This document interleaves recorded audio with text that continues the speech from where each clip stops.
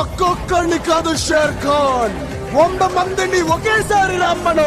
2009 Magadheera movie total box office collections గురించి ఈ వీడియోలో తెలుసుకుందాం. ఈ వీడియోని అయితే లైక్ చేసి ఐ పాయింట్స్ ఇవ్వండి.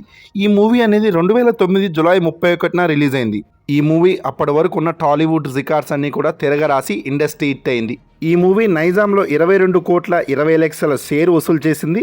సీడీఎల్లో 13 కోట్లు, ఈస్ట్ గోదావరిలో 4,32,00,000, వెస్ట్ గోదావరిలో 4,13,00,000, కృష్ణాలో 3,63,00,000, గుంటూరులో 5,12,00,000, నెల్లూరులో 3,30,00,000, ఏపీ అంతా కలుపుకొని 16,60,00,000 షేర్ వసూలు చేసింది.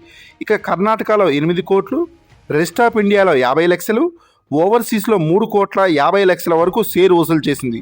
టోటల్ వరల్డ్ వైడ్గా ఈ మూవీ అనేది బాక్స్ ఆఫీస్ వద్ద 73,60,00,000 షేర్ వసూలు సాధించింది. 140 కోట్ల వరకు గ్రాస్ వసూలును సాధించి ఇండస్ట్రీ హిట్ అయింది.